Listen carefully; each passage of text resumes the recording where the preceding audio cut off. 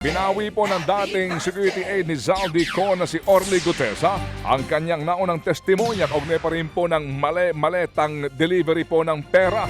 Sa kanyang bagong sinumpaang salaysay, sinabi po ni Gutesa na siya daw po'y pinilit lamang umano ni Senador Rodante Marcoleta at dating Congressman Mike Defensor na magbigay ng testimonya laban kay Romualdez. Ito raw po'y kapalit ng pera at scholarship para po sa kanyang mga anak. Dagdag pa ni Gutesa, noong po September 24, 2025, siya umano'y dinala sa isang Japanese restaurant malapit sa Senado at doon daw niya nakita si Defensor at ang manugang nitong isang alias Mark. May inihanda raw pong affidavit si Mark para kay Gutesa. Ang problema ayon kay Gutesa, may mga nakasulat doon na hindi niya personal na nakita kabilang ang umano'y paghahatid niya ng mali-maletang pera kay Romualdez. Nang dumating daw sa resto si Senador Marcoleta, sinabi raw niya na babasahin muna ang affidavit ni Mark. Pero ayon kay Gutesa, hindi lamang ito binasa ni Marcoleta dahil siya mismo raw ang nag-ayos ng ilang bahagi ng naturang affidavit. Sa kwento po ni Gutesa, ayaw daw niyang sumunod dahil alam niyang hindi totoo ang ilang mga detalye. Pero siya daw po'y napilitan dahil sa takot at dahil sa pangakong cash at educational assistance para sa kanyang mga anak. Matapos po ang hearing, sinabi ni Gutesa na hindi na siya muling nakatanggap ng mensahe mula kina Marcoleta at Defensor. Doon daw niya napagtantong ginamit lamang siya. Ngayon po'y binabawi ni Gutesa ang kanyang naunang pahayag at sinabing lubos siyang nagsisisi. Ang nauna niyang testimonya ay kabilang sa mga ebidensyang sinusuri ng ombudsman sa mga kasong may kaugnayan pa rin sa flood control scandal. Hanggang ngayon po'y wala pa rin reaksyon si Senador Marcoleta at dating Congressman Defensor sa mga bagong pahayag na ito ni Orly Gutesa. Samantala, may nanliligaw daw sa ilang senador para bumaliktad at ma-convict daw sa impeachment trial si Vice President Sara Duterte. Ang nanliligaw daw ay si Presiding Chair Senator Chis Escudero.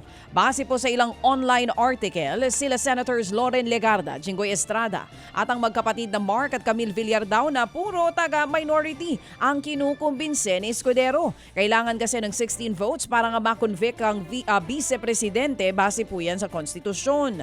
Wala pa namang reaksyon ng mga nabanggit na senador maliban na lamang kay Senadora Camille Villar. Ay, Sen, comment lang, Sen. Yung may ma'am, yung ugong lang na kinakausap daw kayo, ma'am, para makabuo ng 16 to convict. No comment, ma'am? Yan nga po ang tinig. Ang comment niya ay no comment. Wala pa daw reaksyon maliban kay Senador Camille Villar. Pero ang comment ay no comment. Opo. Mga kapatid, itinanggi naman ng spokesperson ng impeachment court na si Attorney Reggie Tonggol ang issue. Hindi daw totoong nanligaw sa kanila si Escudero at natawa pa nga raw dyan ng senador. Ayon po kay VP Sara, gusto raw niyang mapabilis ang paglilitis. Pero ang buwelta po ng prosecution, dapat humarap na ang bise sa trial para siya na mismo ang magpaliwanag sa mga alegasyong ipinupukol sa kanya. Alas 6:35 ang ating tamang oras ngayon. FM. Bumwelta ho naman ang palasyo sa patutsada ni VP Sara kaugnay pa rin po ng kanyang biyahe. Ito nga po'y kasunod ng pag-alma ng bise sa pagsasapubliko ng Malacanang sa detalye ng kanyang trip sa abroad. Partikular po ang kanyang nakaselang biyahe papunta ho ng Japan. Ayon kay VP Sara, nakokompromiso raw ang kanyang seguridad sa ginagawa ng Malacanang. Sagot naman dyan ang palasyo, responsibilidad ng OVP na maging transparent sa kanyang mga biyahe lalo pa daw po pera ng bayan ang ginagamit nito. Pero buwelta ho naman ng bise, hindi lamang daw dapat sa iisang opisina nang hihingi na accountability ang palasyo pagdating po sa mga biyahe sa abroad. Gate naman ng Malacanang, hindi nito pinag-iinitan ang bise. Hindi po namin sinisingle out. Kailangan po talaga natin dito, transparency. So kung sino yung nagdidemand ng transparency, dapat maging transparent din siya sa kanyang mga activities. At patungkol sa budget, hindi rin po ito tinatago. Kompletong resibo, walang peke, walang alias. Maaari po itong makita at ito naman po ay nai-report na rin po sa COA. Transparency. Ito po ang kailangan natin, ha? Ang tinig ni Palace Press Officer Claire Castro. Samantala sa atin naman pong ulat panahon, mga kapatid, patuloy pong binabantayan ng pag-asa ang bagyong Neneng at dalawa pang bagyo sa labas po yan ng ating bansa. Sa huling monitoring po ng Pag-asa, mas bumilis ang bagyong Neneng habang papalapit sa baybayin ng Eastern Taiwan. Pareho namang malayo sa bansa ang dalawa pang bagyo sa Northeastern Mindanao at Extreme Northern Luzon. Walang direktang epekto sa bansa ang tatlong sama ng panahon dahil habagat pa rin ang nagpapaulan sa malaking bahagi ng Luzon. Partikular na uulanin pa rin po ang Ilocos Region, Central Luzon, Metro Manila, Cagayan Valley, Calabarzon hanggang sa Mindoro at sa Palawan. Pero sa panayam nga po natin sa Pag-asa kanina, inaasahan na bukas po kahit papano mas magiging maganda ang panahon. Samantala, sa ilang pang mga tampok na balita, nababahala po naman ang Interior Department sa tumataas na bilang ng mga krimeng may kinalaman ang mga paggamit sa barel. Ayon po kay DILG Secretary John Vic Remulla, 98% daw ng mga krimeng may kinalaman sa baril ay dahil sa loose firearms o illegal na mga armas. Noong kasi ang pagbibitbit po ng loose firearms ay non-bailable offense o walang piyansa. Pero nang maisapatas daw ang Republic Act No. 8294 ay maaari na pong magpiyansa ang mga maharap sa illegal possession of firearms. Nabansagan itong Robin Padilla Law dahil nga ang senador ay ang isa sa kilala pong nakinabang sa batas na iyan. Magugunitang na-convict si Padilla noong pong 1994 nang mahulihan ng baril na hindi nakarehistro po sa kanya. Kaya ang panawagan ngayon ni Remulla, ibalik bilang non-bailable offense ang illegal na pagbibitbit ng baril. Dapat din daw pong merong mas mabigat na parusa kapag nagamit ang baril sa krimen. I believe that gun owners should be penalized for the non-safe keeping of their guns. Ngayon, again, ulitin ko, ang liability ng owner ng gun ay para ka lang nagpahiram ng kotse at yung umiram ay nakasagasa. Reckless imprudence.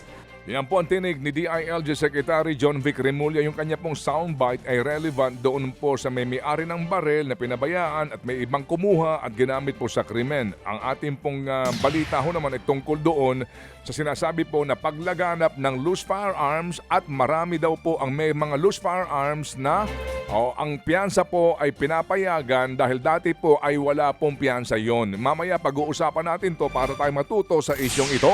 Samantala, umaasa naman po si Senate Committee on Environment, Natural Resources and Climate Chairman Raffy Tulfo na maipapasa na po sa third and final reading sa Senado ang National Land Use Act bago po matapos ang taong 2026. Layon nga nung panukalang batas na magkaroon ng malinaw at maayos na polisiya sa tamang paggamit ng lupa sa bansa.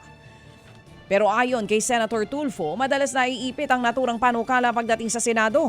Nagdaos sa punang pagdinig ang komite ni Tulfo para dinggin ang panukala at nangako siyang papaspasan ng mga hearing para agad itong malusot sa Senado ngayong 20th Congress. Tapos na sila, Ted. Okay na sila. Palagi sa lower house naman, di nagkakaproblema, Ted, ever since. Mabilis eh. Sa nakikita ko po, wala po masyadong mag-ano yan. Wala masyadong haharang. May tinitingnan ko siguro isa o dalawa, baka medyo magkaroon ng konting tutol, pero may papasayan. Dahil marami ako nakausap sa mga senador, mga kapwa kong senador, nagiging na gusto rin mapasa. So, kaya sabi ko, by next year, sa oras ng Panginoon, ayan po yung mapapasa na at meron tayong Yan nga po ang tinig ni Senator Raffy Tulfo. Pinag-aaralan po naman daw ng Senado ang posibleng pagsasabatas ng panukala para iban naman ang mga menor de edad sa paggamit sa social media. Ayon kay Senador Raffy Tulfo, pag-aaralan po ng Senado kung hanggang sa anong edad ang dapat limitahan ng access sa social media. Nababahanan rin daw po kasi sila sa kaliwat ka na nga pong kaso ng mga karahasan na sangkot ang mga kabataan at pinaniniwalaan pong naiimpluwensyahan ng mga napapanood at nababasa online. we're going towards that direction na merong certain age pag-aralan kung ano yung mga batang pwede lamang maka-access sa social media at mga kabataan na hindi pwede. Kasi nga talaga yung social media, marami mga fake news, marami mga makikita dyan ng mga kabataan natin na sila ay naguguyo, nainganyo, nauto, nagagawa yung mga bagay na hindi dapat gagawin. Ang tinig ni Senador Raffy Tulfo. Mga kapatid, patuloy po kayong tumutok sa 105.9 True FM para sa totoong balita, impormasyon, music and entertainment. Mag-subscribe sa aming YouTube channel at podcast at sundan nyo kami sa Facebook, Instagram, X at TikTok sa True Network PH. Bisitahin din po ang aming official website, truefm.ph. At panoorin din kami sa True TV Signal, Channel 19. Kami po ang 105.9 True FM. Laging true sa'yo, kapatid.